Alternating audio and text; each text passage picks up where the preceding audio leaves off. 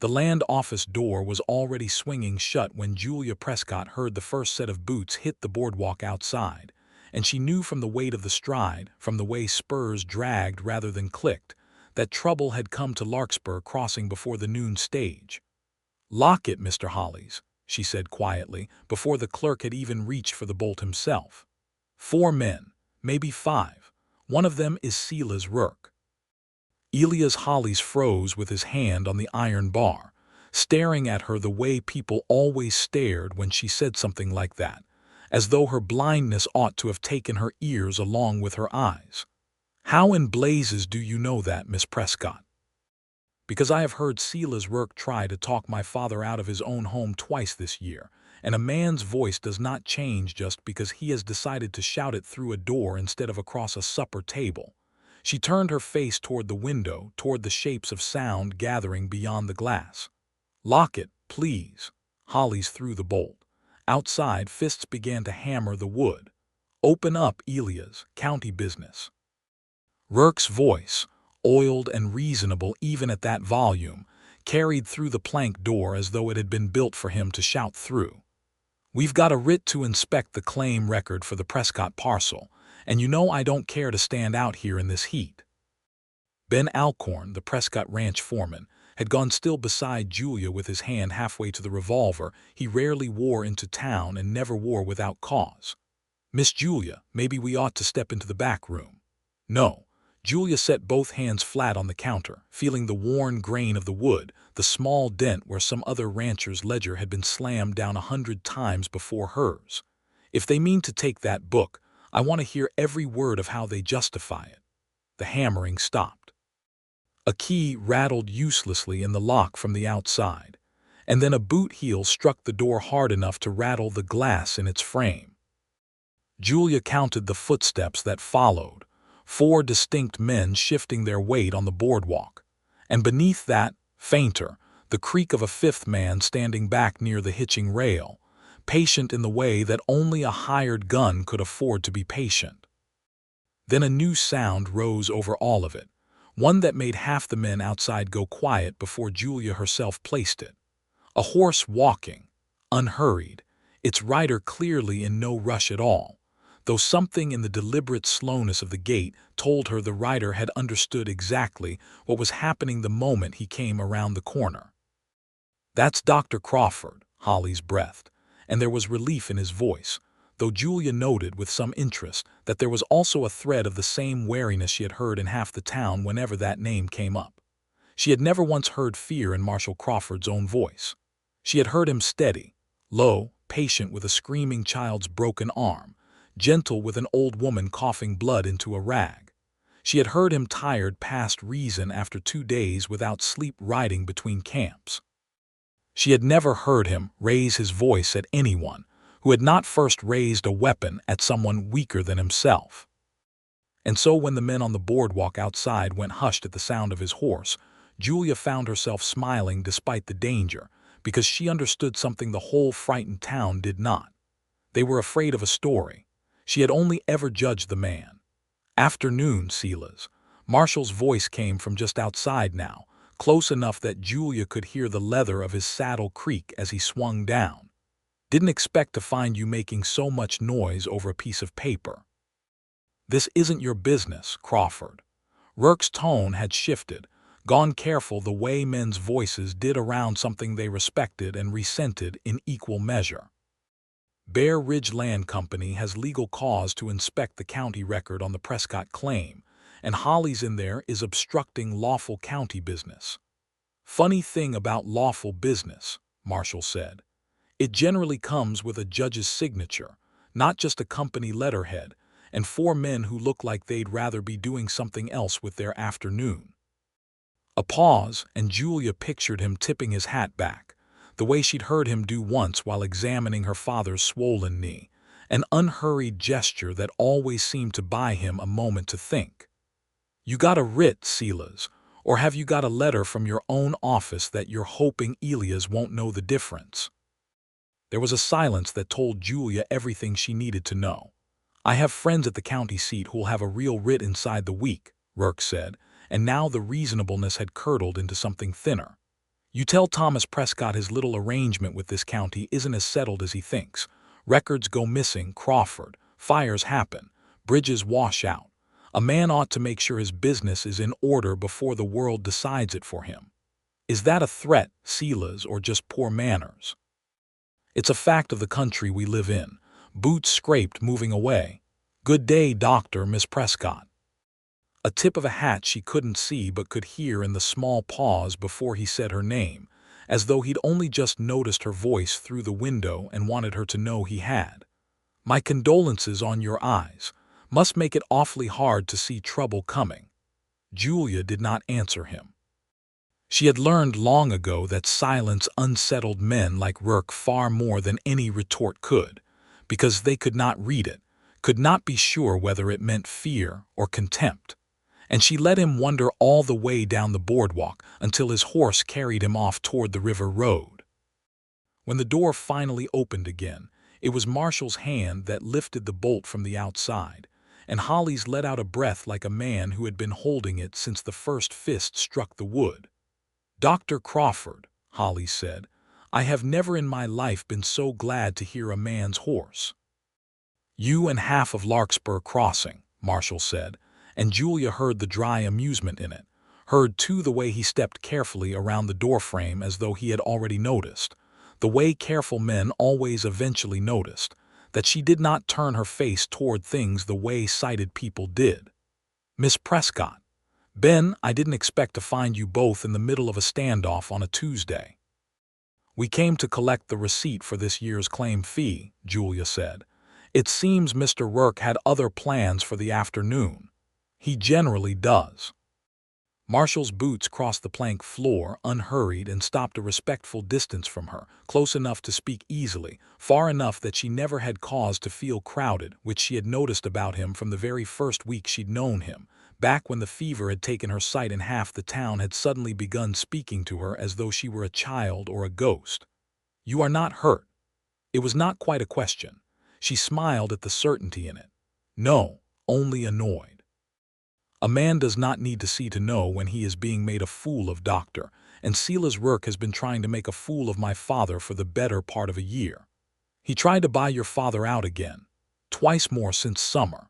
My father told him the Prescott Range wasn't for sale at any price a mining company could pay, and Mr. Rourke did not care for the answer.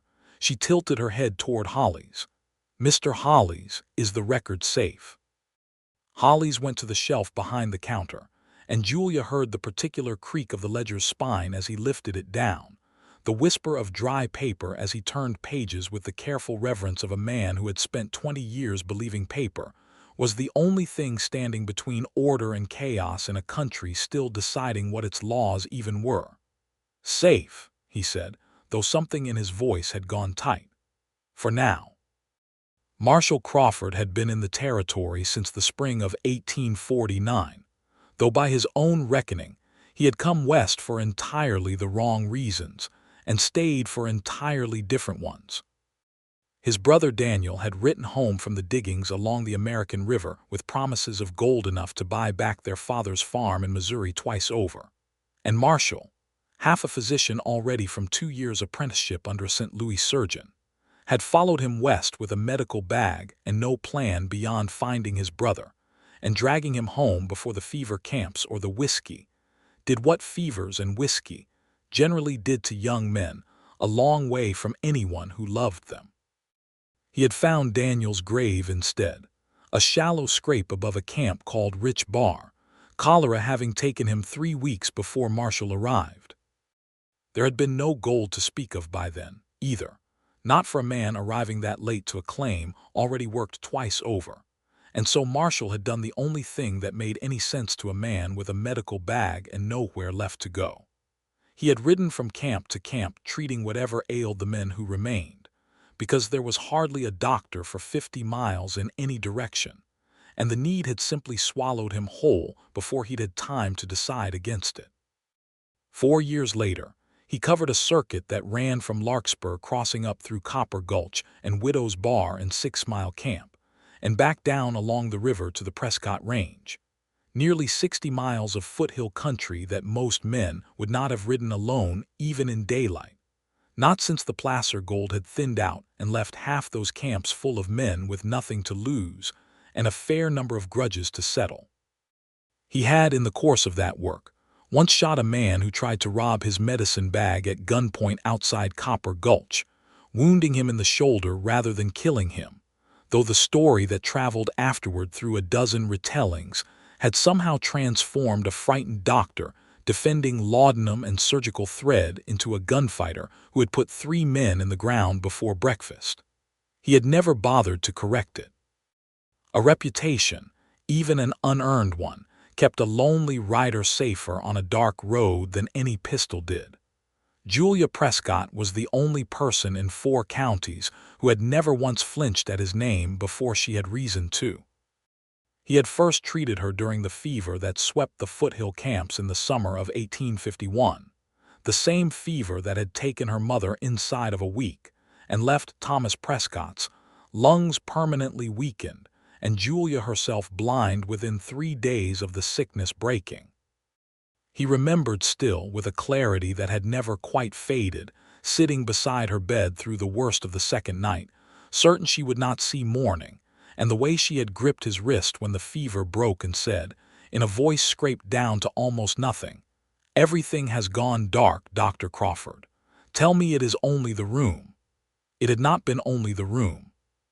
He had told her the truth as gently as he knew how to tell it, and she had wept exactly once, for perhaps 4 minutes, and then asked him, in a voice already steadying itself, how a person learned to run a household she could no longer see.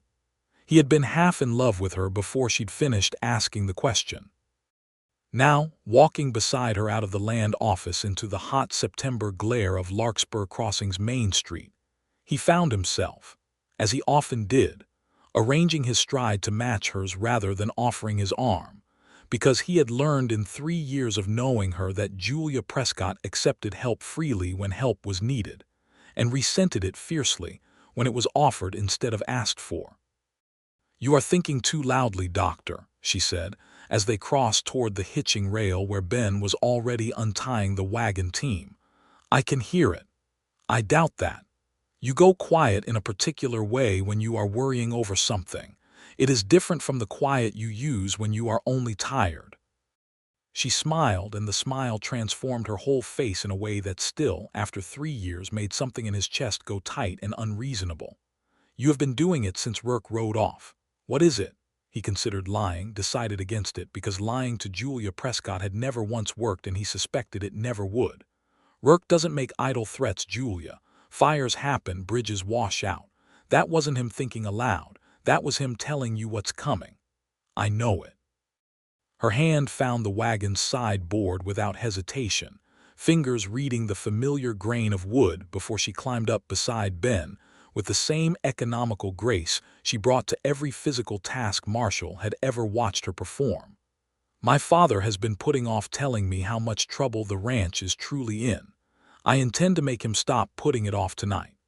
Would you want company for that conversation?" She turned her face toward him, and though her eyes could not find his, something in the angle of her head told him she was looking at him all the same, in the only way left to her, which was to listen for whatever truth lay beneath the offer. "You are asking as a doctor concerned for a patient's father," she said slowly, "or as something else?" "Both, I expect." He found he did not want to hide from the question. "I would like to see your father regardless of Rourke. His lungs have not been right since the fever, and it is nearly wildfire season in earnest now, and smoke does him no favors. But I would also like to be there if the Prescott Range is in danger, Julia, whether you need my help with it or not." She was quiet a moment, and the wind picked up, carrying the dry smell of cured grass and faintly, from somewhere far to the south, the first ghost of wood smoke that had nothing yet to do with any hearth fire. "Then come to supper," she said. "You may as well hear it from my father directly. He respects you more than he lets on, Dr. Crawford, and I imagine he will need every friend he has before this business with Rourke is finished." The Prescott Range sat in a long green bowl of foothill pasture some 8 miles south of the river, watered by 2 creeks that ran even in the driest years, and shadowed on its western edge by a ridge of oak and dry chaparral that Julia had once, before the fever, known by sight as well as she now knew it by sound. Thomas Prescott had staked the claim in the spring of 1850, one of the earliest men in the district, to see that a country full of hungry miners would pay better and steadier money for beef than most of those miners would ever pull out of a placer claim. And in 3 years, he had built a modest cattle operation that fed not only his own dozen hands, but supplied beef on regular contract to 4 mining camps and the growing town of Larkspur Crossing besides. It was, in the plainest terms Marshall could put it to himself, exactly the kind of quietly profitable, well-situated, poorly defended piece of land that a company like Bear Ridge would want very badly, and would have very little compunction about taking through the courts if it could not manage it through simple purchase. Julia ran the household, and increasingly, since her father's lungs had begun failing him in the smoke-heavy months, she ran a good deal more than the household. Marshall had watched her do it a dozen times now and never tired of watching. The way she moved through the ranch yard with a confidence that startled newcomers, counting her paces from the kitchen door to the well, to the bunkhouse, to the smokehouse, each distance memorized down to the step.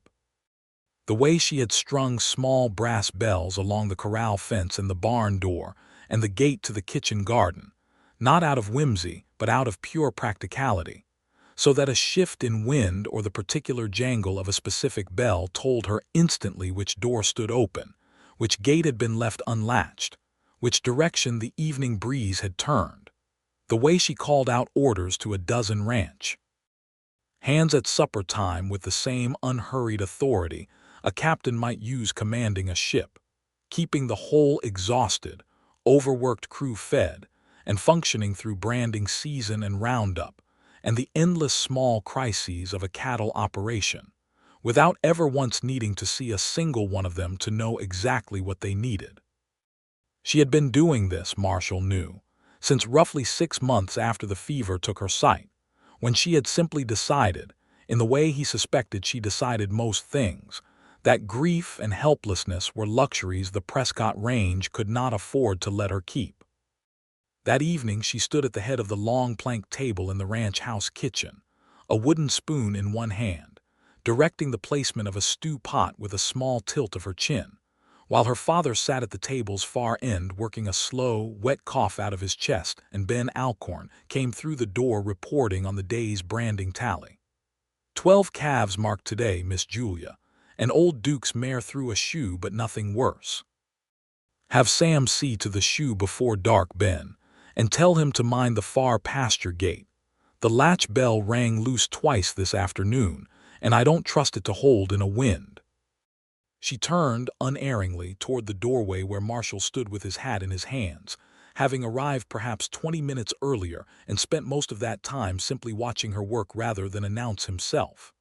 You may as well come in, Dr. Crawford, instead of standing there listening to me boss my father's ranch hands about. I was admiring the operation, he said, and meant it entirely, not eavesdropping. There is very little difference between the two where you're concerned, Thomas Prescott said from the table, his voice rough with the cough but warm all the same, and I have long since given up pretending I mind it. Sit down, Marshall, before my daughter puts you to work hauling water. Supper was simple and plentiful. Beef and beans and biscuits Julia had made that morning by feel and habit, the kind of cooking that had, over 3 years, kept a dozen exhausted hands fed and steady through the brutal labor of running cattle in foothill country. And Marshall found himself, as he often did at that table, marveling less at the food than at the woman who had organized its making without ever once needing anyone's eyes but her own ears and hands and memory. It was after the meal, when Ben had gone out to check the stock and the hands had drifted off toward the bunkhouse, that Thomas Prescott finally set down his coffee and said the thing Marshall had been waiting all evening to hear. Rourke came by again last week, he said, while Julia was in town with her mother's sister's letters. Offered me $11,000 for the whole range, cattle and all, and when I told him again it wasn't for sale, he told me the county might have something to say about that before the year was out. What did he mean by it? Marshall asked, though he suspected he already knew. He meant this. Thomas reached into his coat and drew out a folded paper, worn soft at its creases from handling, and slid it across the table. This is my copy of the claim petition I filed with the county land office in the spring of 1850. You signed it yourself, Marshall, as a witness, the very week you rode through here treating old Whitlock's boy for the ague. My daughter signed it too, being of age and present. It says, plain as any lawyer could write it, that Thomas Prescott staked lawful preemption claim to this range, according to the statutes then in force, that all fees and taxes have been paid annual, and that the boundary as surveyed runs from the south fork of Miller's Creek to the ridge line above the old oak stand. Marshall unfolded the paper carefully and found, indeed, his own younger signature beside Julia's, both dated 3 years past, both witnessing Thomas Prescott's claim in the careful, formal language of a country still working out exactly how a man proved he owned the ground beneath his own feet. The county has the original of this filed in the record book, he said slowly. It did, Thomas said. Rourke told me himself the record shows the claim as delinquent on its taxes, going back 2 years, which is a lie, Marshall. I have the receipts to prove every payment. But the man who keeps the county book is not the man who receives the payments, and paper has a way of going missing when the right amount of money changes the right hands. Rourke came to the land office today, Julia said quietly, demanding to inspect that very book. Mr. Hollies would not let him pass the door, but he will try again, Father, and next time he may bring a writ that Hollies cannot refuse. Thomas Prescott's face in the lamplight had gone gray in a way that had nothing to do with the cough. Then we are in a race, and I am an old man with bad lungs sitting on the losing side of it. You are not alone in it, Marshall said, more sharply than he meant to, and then softening. You have this copy signed and witnessed. You have receipts. If Rourke means to claim this land through the county on a forged delinquency, we can beat that claim with proof, provided we can get that proof in front of a judge before any sale goes through. And if he moves to sell before we can manage it. Nobody answered that, because nobody yet knew the answer, and outside the kitchen window the last light was going out of a sky that had, over the course of the evening, taken on a strange, thickened color along its southern edge. Gold gone the color of an old bruise, and none of them yet understood that they were looking, without knowing it, at smoke from a fire still 40 miles away that had not yet decided which way the wind would carry it. The bridge burned on the 4th night after that, and Julia knew before anyone told her, because she had gone out to the porch near midnight, unable to sleep for the dry heat and the strange restless mood that had settled over the whole ranch since supper, and had heard, carried on a wind that had shifted hard out of the south sometime after dark, a sound like a great tree falling very far away, a groan and a crack, and then a long, low, rushing collapse that did not belong to any tree she had ever heard fall. She woke Ben herself, walking the familiar 140 paces from the porch to the bunkhouse door by memory alone, and by the time the gray light of dawn came up thick and orange through smoke that had thickened overnight into something you could taste at the back of the throat, a rider from Larkspur Crossing had already come pounding into the ranch yard, with the news half the district would know by noon. The toll bridge over the South Fork had burned in the night, its timbers doused first with lamp oil according to the man who'd found the wreckage, no accident about it, and with it had gone the only crossing for 20 miles in either direction that a wagon or a loaded pack train could safely use. Rourke, Ben said flatly, standing in the yard with the rider's exhausted horse blowing steam beside him. Has to be. We cannot prove that, Julia said, though her voice carried no real doubt in it, and proving it would not put the bridge back regardless. She turned her face toward the smoke-thickened south, where the wind carried both the old, distant burning smell of the wildfire and, underneath it now, the fresher, more immediate stink of the bridge's own charred timber.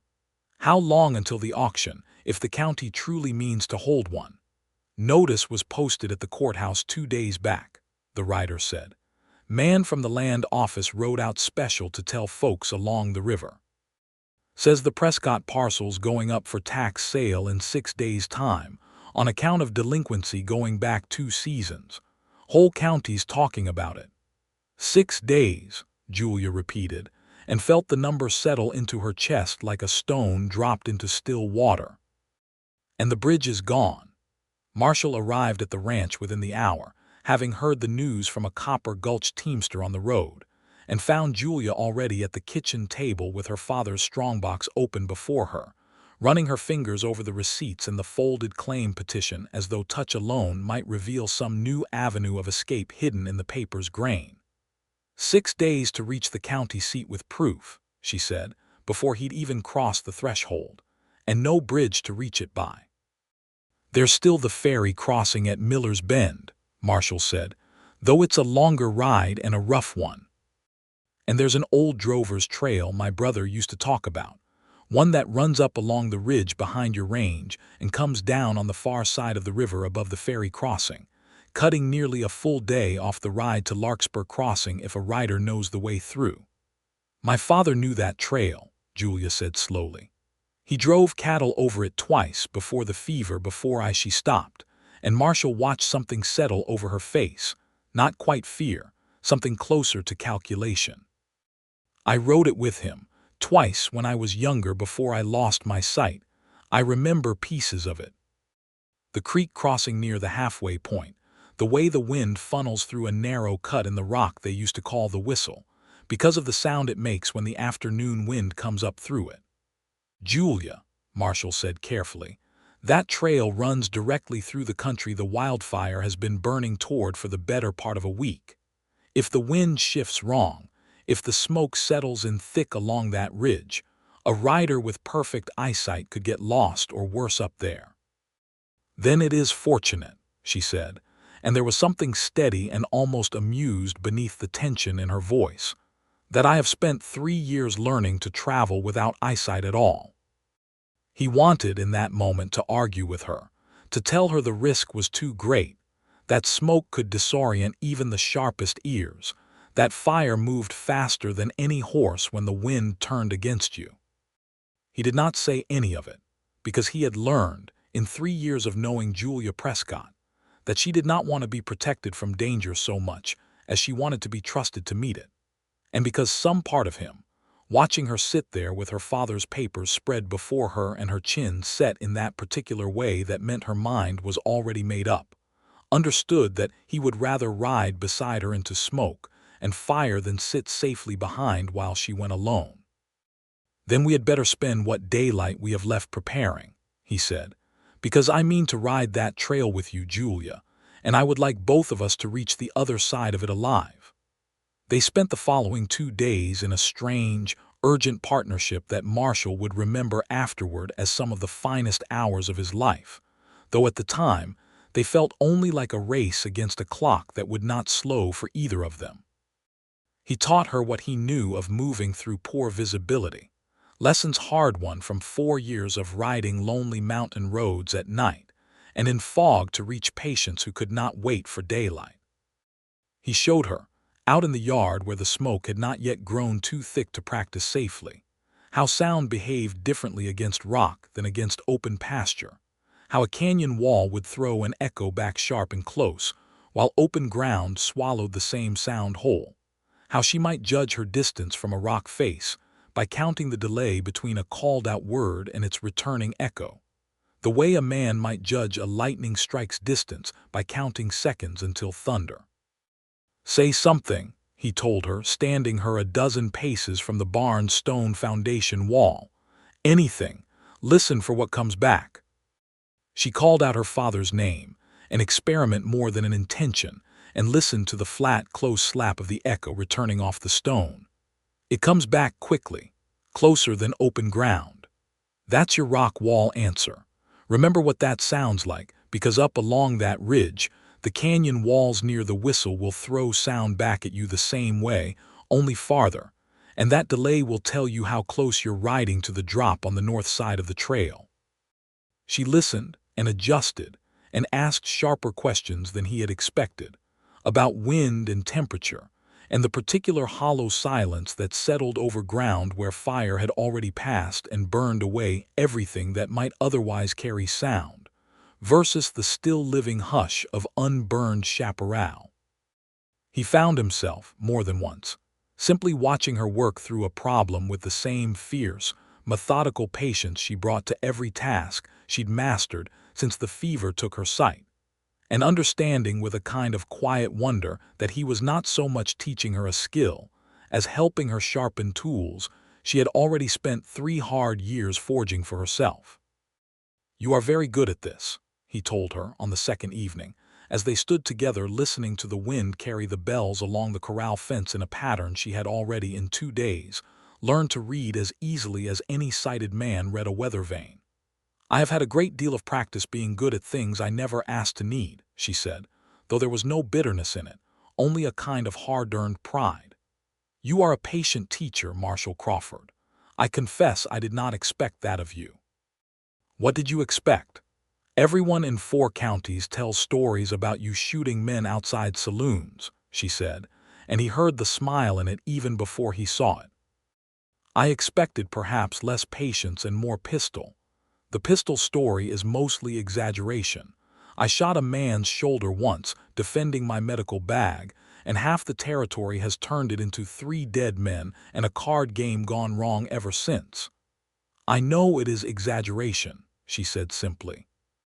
"I have never once heard fear in your voice, Dr. Crawford, not even tonight, with 6 days narrowing down to 4, and a wildfire somewhere south of us deciding whether to burn straight through everything my father built.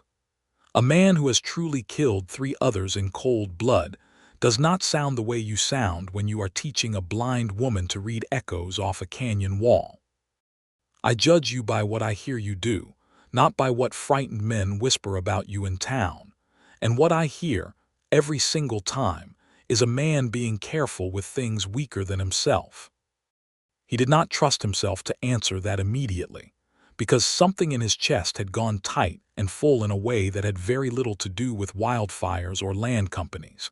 And he understood, standing there in the dry, smoke-scented dusk with the corral bells singing softly behind her, that he had fallen entirely and irrevocably in love with Julia Prescott, and that he had likely been in love with her for rather longer than he'd allowed himself to admit. "I would rather you judged me that way than any other," he said finally, "for as long as you'll let me earn it." She reached out then, unhesitating, and found his hand where it rested on the fence rail, and did not let go. The wind turned against them on the 3rd night. It came without much warning, a hot, dry gust out of the southwest that Julia felt against her face while she stood on the porch checking the corral bells one final time before bed, and beneath the wind, faint but unmistakable, a smell that had shifted from the old, distant ghost of smoke into something sharper and closer, resin and dry brush burning, carried now on a wind that meant the fire had turned and was running straight for the ridge above the Prescott Range. "Ben," she called, and heard him come at a run from the bunkhouse before she'd even finished the second syllable, because 3 years of working under her had taught every hand on the ranch that Julia Prescott did not raise her voice without cause. "The wind has turned. Smell it." "God Almighty," Ben said, and she heard him turn, scanning the dark ridge line she herself could no longer watch but could hear now as a low, distant crackling roar building steadily beneath the wind's rising howl. "It's coming down the far slope. Miss Julia, that fire's going to be over the ridge and into the pasture inside 2 hours if this wind holds." What followed was, by Marshall's later reckoning, the most harrowing and most extraordinary 2 hours of his life, and Julia Prescott stood at the very center of all of it. She woke the ranch herself, walking the yard by memory through smoke that had, within 30 minutes, thickened enough to blind every sighted man on the property, calling names, directing the frightened, coughing, half-dressed hands toward the wagons with a calm, unhurried authority that steadied every person who heard it. She sent 2 riders ahead to open the north pasture gates by the sound of their own bells, so the cattle would have a clear, unobstructed run away from the fire's path. She had Ben and 2 other hands begin driving the herd not by sight, which was useless in smoke so thick a man could not see his own hand, but by sound, hazing the animals toward the low, distinctive clank of a cast iron kettle she had ordered hung from the north gate post that very afternoon on instinct, though she had not known until that night exactly why. Marshall, meanwhile, found the ranch's youngest hand, a boy of perhaps 16 named Petey, trapped in the smokehouse when a burning branch fell across its door and jammed the latch, and it was Marshall who kicked the door from its hinges and pulled the choking, terrified boy free, half carrying him across the yard through smoke so thick that Marshall himself, for one long and genuinely frightening moment, lost all sense of which direction the main house lay. It was Julia's voice that found him. "Marshall. This way, follow the kettle, follow the sound of the kettle." He had never in his life been so grateful to hear anything as he was to hear that ringing, tuneless clank cutting through smoke and roaring wind, and the panicked bawling of frightened cattle, and he stumbled toward it with Petey's arm slung over his shoulder until Julia's own hand closed on his sleeve and pulled him the final 10 steps to safety beside the gatepost. "You found me," he said, coughing, once he'd set Petey down safely among the other hands gathered by the wagons. "I have been finding my way around this ranch by sound for 2 years, Dr. Crawford," she said, and even through the smoke and the fear he could hear the fierce, bright thread of something almost like joy running beneath her words, the joy of a skill finally proving its full worth in the moment that mattered most. "Tonight, for once, it seems the rest of you needed my ears rather more than I ever needed your eyes." Thomas Prescott, weakened lungs and all, made it to the wagon only because Julia herself half carried him the last 100 yards, guiding him by the sound of his own labored breathing, and the particular hitch in his gait she had listened to and worried over for 2 years, steering him around a fallen fence rail neither of them could see, until they reached the wagon bed and Ben pulled him up to safety. By the time the fire crested the ridge and came roaring down into the near pasture, every soul on the Prescott Range was already a half-mile clear, gathered on the open ground by the lower creek, where the grass was too green and too recently grazed down to carry much flame, watching the orange light climb and spread against a sky gone entirely black with smoke, and Julia Prescott stood at the front of that huddled, exhausted, coughing group with her father's arm through hers and her face turned toward the fire she could not see and did not need to, listening to it consume the barn and half the near pasture fence, and mercifully stop well short of the house and the bunkhouse and the herd her hands had driven clear in time. They lost the barn and 40 head of cattle that had bolted the wrong direction before the gates were opened, and every fence post along the eastern boundary. They did not lose a single life, and Marshall, standing beside Julia in the gray, smoke-choked dawn that followed, understood that this fact alone, more than any legal document in her father's strongbox, was the truest proof anyone could ever offer of exactly how capable a blind woman could be when the whole world assumed she could be nothing but helpless. "For days," Julia said, once the sun had climbed high enough to burn away some of the smoke, surveying with her hands and her memory the ruin of the barn her ranch hands described to her in low, exhausted voices. 4 days until the auction, and now we have a burned barn, a burned bridge, and a burned ridge trail between us and any hope of proving my father's claim in time. Rourke will say the fire settles the matter for him," Marshall said grimly. "A ruined ranch, an old man too weak with smoke in his lungs to fight, a family with no way across the river. It is exactly the chaos a man like that would count on." "Then we had better disappoint him," Julia said, and there was iron in her voice now, iron and something that might almost have been eagerness. "The trail is burned," you said, "but a burned trail is not an impassable one, only a harder one to read by sight, since half its landmarks will be ash and blackened stumps instead of the trees my father remembered. But I was never navigating by what a tree looked like, Marshall. I was navigating by the sound of wind through its branches, by the particular hollow note of the Whistle Rock, by the pitch of water over the creek stones at the halfway crossing. Fire may have burned the leaves off every tree on that ridge. It has not silenced the wind, and it has not stopped the creek from running. He looked at her for a long moment, exhausted and soot-streaked and entirely unbroken, and felt something in his chest that was equal parts terror at what she proposed and a fierce, helpless pride that left him nearly breathless. "Then we ride at first light tomorrow," he said. "You and I and your father's petition, and God willing, we reach Larkspur Crossing before Sela's Rurk's gavel does." They left before dawn on the second day, Thomas Prescott too weak with smoke-damaged lungs to make the ride himself, insisting through a fit of coughing that Julia go in his place with his blessing and his papers both, and Ben staying behind to hold what remained of the ranch together in their absence. Julia carried her father's strongbox papers sewn carefully into the lining of her riding coat, and Marshall carried, in his saddlebag, a hastily written letter from Elias Hollies, delivered by a rider the previous evening, confirming what none of them had wanted to believe. Someone had indeed tampered with the county ledger, a page cut cleanly from its binding with a fine blade sometime in the 2 weeks before Rurk's first visit to the land office, and Hollies, terrified for his position but more terrified of what silence would make him complicit in, had sworn in writing to testify to exactly that fact before any judge who would hear him. The burned trail proved every bit as difficult as Marshall had feared, and in the end, every bit as passable as Julia had promised. They rode slowly through a landscape rendered alien by fire, blackened oak skeletons standing stark against a sky still hazed gray, ash rising in soft, ghostly puffs beneath their horses' hooves, the ground still warm enough in places that Marshall's mount shied twice before settling into a wary, careful walk. He found himself, more than once in that first hour, entirely disoriented, the familiar visual landmarks of the trail erased into a uniform ashen sameness that made every direction look identical to every other, and it was Julia, reins loose in her hands, head tilted to catch the wind, who kept them moving true.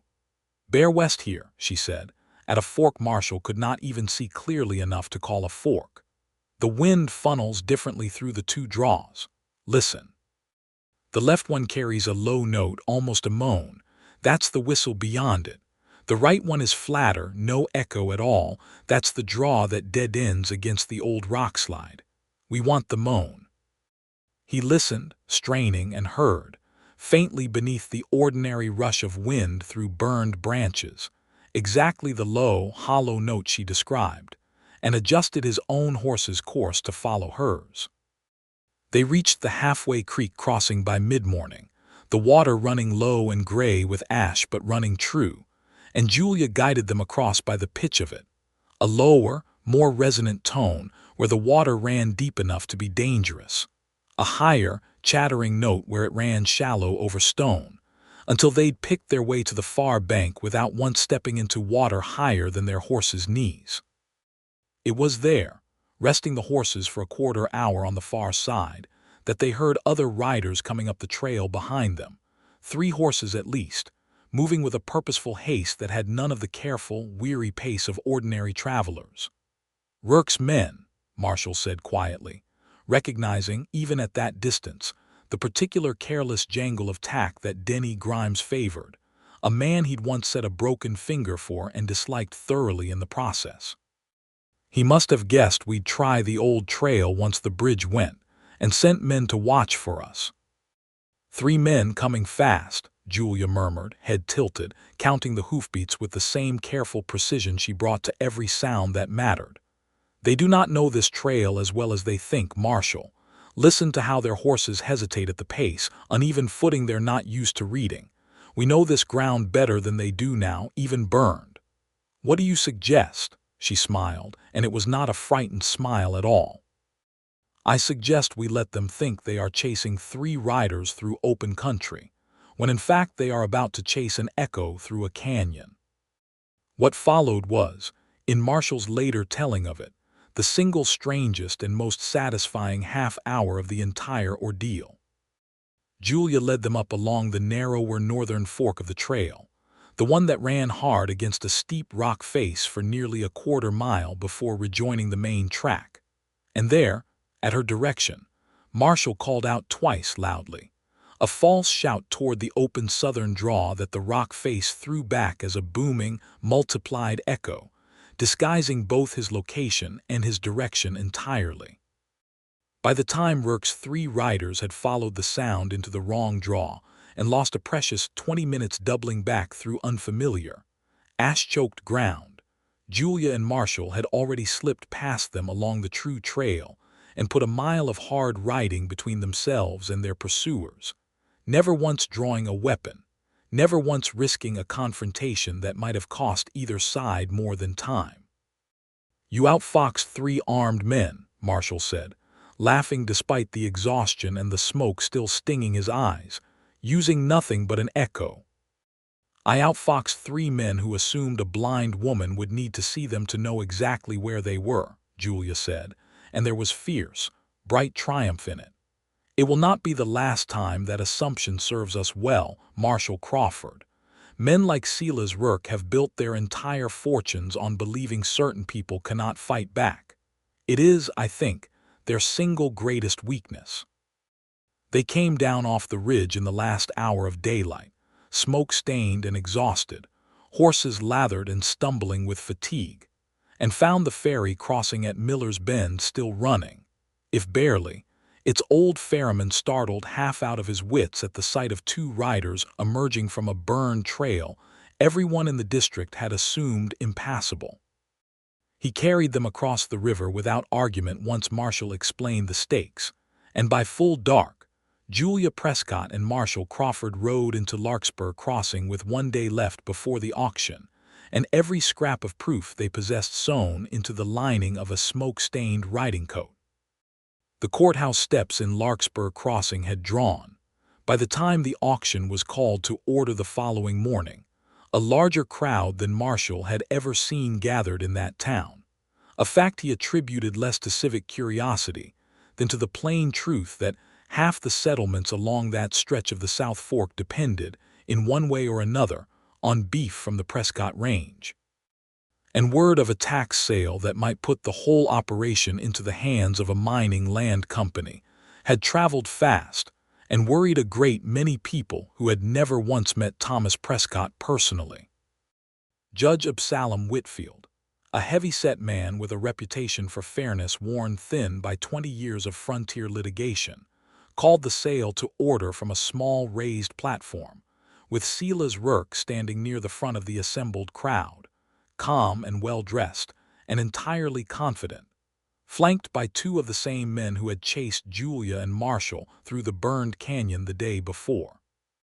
"The parcel known as the Prescott Range," the judge began, reading from a paper Marshall recognized, with a cold twist in his stomach, as the fraudulent delinquency notice, having fallen into arrears on its county tax obligation for 2 consecutive seasons, is hereby offered for Your Honor. Julia's voice carried clear and steady across the crowded courthouse yard, and Marshall watched every head turn as she walked forward, her hand resting lightly on his arm not for guidance, but simply because she had chosen, in that moment, to walk beside him rather than alone, a decision he understood to be its own quiet declaration. "I ask the court's leave to be heard before this sale proceeds." "This is highly irregular," Rourke said quickly, though something in his voice had already gone thin with alarm. "The notice has been posted according to law, Your Honor, and this woman has no standing." "This woman," Judge Whitfield said, with a dry glance at Rourke that told Marshall the judge had already taken some measure of the man's character, "is, unless I am mistaken, Miss Julia Prescott, daughter of the claimant, and I am inclined to hear what she has traveled a burned mountain trail to say, Mr. Rourke, before I hear any further objection from you." Julia drew from beneath her coat the folded claim petition, worn soft at its creases, and held it out toward the bench, and Elia's hollies, who had arrived himself only an hour earlier by a rough overland route around the ferry, stepped forward from the crowd to take it from her hands and carry it up to the judge. "This is my father's copy of his original 1850 claim petition, Your Honor," Julia said, "witnessed by myself and by Dr. Marshall Crawford, both signatures dated and both of us present and willing to swear to their authenticity before this court. It documents boundary, survey, and the payment of every fee required under the statute then in force." "The county's own copy of that petition shows no such payment," Rourke cut in, though his confidence had visibly frayed. "The record shows delinquency, Your Honor, plain as." "The county's own copy," Elias Hollis said, his voice shaking but clear, "has had a page cut from its binding with a fine blade, Your Honor, sometime within the past 2 weeks, a fact I discovered myself and reported in writing before I ever knew whether it would cost me my position to say so. I have that letter with me now, sworn before a notary in Copper Gulch 3 days past, along with the ledger book itself, which any man here may examine for the cut." A murmur ran through the gathered crowd, and Marshall watched Judge Whitfield's face harden into something considerably less patient than it had been a moment before. "Bring me the book, Mr. Hollis." A long, tense silence followed while the judge examined the binding himself, running a thick finger along the telltale gap where a page had once been, and when he looked up again, his eyes found Rourke with the flat, unhurried weight of a man who has seen a great many liars in his courtroom and recognizes another one without much difficulty. "Mr. Rourke, I find myself considerably less inclined to trust the tax delinquency your company has alleged, given that the very record meant to prove it appears to have been deliberately mutilated. Have you any explanation?" "Your Honor, I had no part in." "One of your own hired men," Marshall said, stepping forward himself now, "chased Miss Prescott and myself through a burned mountain trail yesterday morning, attempting, I can only assume, to prevent exactly this testimony from reaching this court in time. I am a physician, Your Honor, not a lawyer, but I have set enough broken bones on enough desperate men to recognize desperation when I see it, and Silas Rourke has been desperate to see this sale go through since the moment his company first tried and failed to buy the Prescott range outright." Rourke's composure finally cracked, a flush climbing up his neck, and he opened his mouth to argue further, but the crowd itself had turned against him now, a low, ugly murmur of recognition rippling through people who had, Marshall suspected, quietly resented Bear Ridge Land Company's dealings for rather longer than any of them had said aloud. Farmers and small claim holders who had watched that same company squeeze water rights and boundary disputes out of a dozen smaller operations in the district over the past 2 years. Judge Whitfield did not take long to decide. "This sale is halted, pending full investigation into the tampering of county records," he said, his voice carrying easily over the murmuring crowd. "The claim of Thomas Prescott to the Prescott Range is hereby confirmed valid and current, based on the petition and testimony presented before this court today. Mr. Rourke, you and your company will present yourselves before this bench next session to answer for the state of that ledger, and I would strongly advise you to bring considerably better answers than you have offered this morning." It was, in the end, a quieter victory than Marshall had somehow expected. No gunfire, no violence beyond the brief scuffle when one of Rourke's men made a half-hearted grab for the ledger book and found himself restrained, without much difficulty or drama, by Marshall's own steady grip on his wrist until a deputy arrived to take him in hand. Silas Rourke left the courthouse yard within the hour, his company's reputation in the district in ruins and his own future employment considerably less certain than it had been the previous evening, and by noon the crowd had dispersed, leaving Julia and Marshall standing together on the same courthouse steps where, 6 days earlier, a very different confrontation had first drawn them both into this whole desperate business. "We did it," Julia said, and there was something in her voice, exhaustion and relief and disbelief all tangled together, that made Marshall want, more than he had wanted almost anything in his life, to simply put his arms around her and hold on. He did, and she let him, leaning into him with a tiredness that had nothing weak about it at all, only the honest fatigue of a woman who had ridden a burned mountain trail by sound alone to save everything her family had built. "You did it," he corrected gently, against her hair. "I only rode along beside you and tried to keep up. You taught me to hear that trail in a way I had never quite trusted myself to hear it before," she said. "I would not have made that ride with such confidence without you beside me, Marshall Crawford, and I think you know that as well as I do." They rode back toward the Prescott Range 3 days later, once Thomas Prescott's lungs had recovered enough strength for him to travel, and the ferry at Miller's Bend had been arranged to carry a proper wagon across, and the world they returned to was, in its own quiet way, entirely changed from the one they had left. The barn would need rebuilding before winter, and the eastern fence lined besides, and 40 head of cattle were gone for good. But the herd's main body had survived, and the house stood untouched, and Thomas Prescott, weak as he still was, had wept without shame when Julia described to him, in careful detail, exactly how the auction had unfolded on the courthouse steps. Elias Hollies kept his position at the land office, vindicated rather than punished for his honesty, and word came within the month that Silas Rourke had left the district entirely. His employers at Bear Ridge Land Company, eager to distance themselves from a scandal that had cost them considerably more in reputation than the Prescott Range would ever have earned them in profit. Marshall found, in the weeks that followed, that his circuit had grown even wider than before, word of the whole affair having traveled through every camp he served, until half his patients greeted him now not with the old wary respect his reputation had once earned him, but with something warmer, something closer to genuine welcome, and he began, without quite planning it, to base himself more permanently at Larkspur Crossing rather than sleeping wherever the road happened to leave him each night.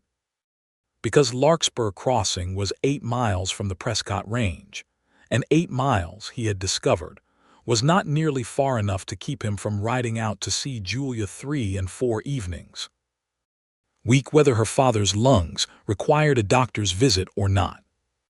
It was on an evening in late October, the fire season finally broken by the first real rain the foothills had seen in 5 months, that Marshall rode out to the Prescott Range with something other than his medical bag in his saddlebag, and found Julia on the porch listening, as she so often did in the evenings now, to the particular music of her own rebuilt world. The new bells along the new corral fence, the creek running high and clear after the rain, the wind moving through oak trees that had, over 6 weeks, begun to show the first green fuzz of new growth pushing up through blackened bark.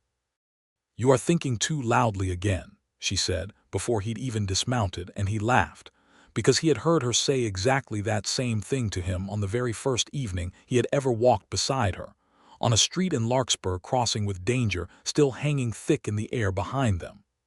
"I have a question for you," he said, coming to stand before her on the porch steps, "and I find I have been entirely unable to think about anything else for the better part of a week." "Then ask it, Marshall Crawford, before you wear a hole clean through your own worrying." He knelt then on the porch step below her, and took her hand, and pressed into it a small ring he had bought from a jeweler in Larkspur Crossing, its band engraved not with any image, since he had wanted something she could know as fully as any sighted person could know a picture, but with a series of small, careful notches, 7 of them, spaced in a pattern he had worked out with painstaking care. "What is this?"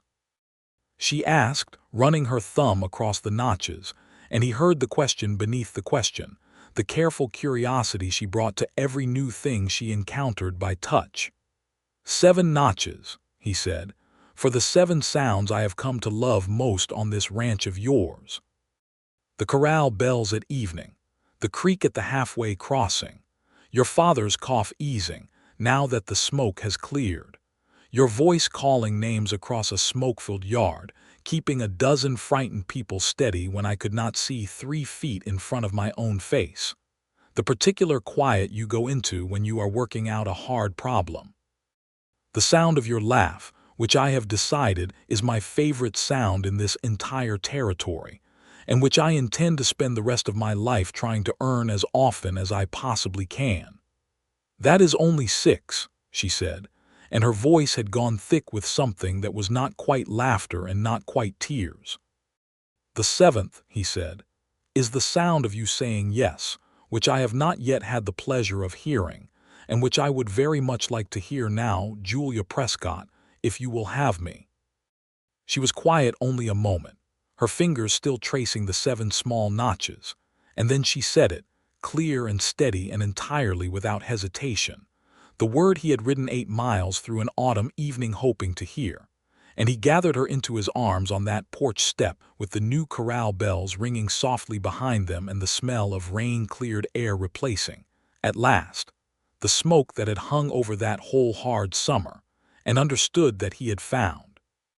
In the most unlikely and dangerous circumstances a man could imagine, exactly the home he had stopped believing, since his brother's death 4 years past, that he would ever be lucky enough to find.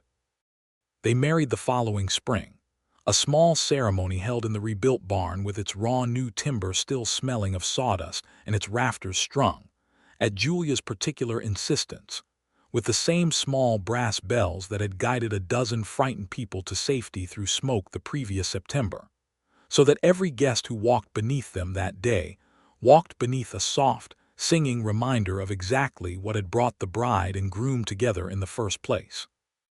Thomas Prescott, his lungs recovered enough to manage a full sentence without coughing, gave a short and gruffly emotional speech about a daughter who had never once let blindness convince her she was less capable than any sighted person of running her own land, and about a son-in-law who had proven, in the hardest week either family had ever faced, that the stories a frightened town told about a man meant considerably less than the truth of what that man actually did when it mattered.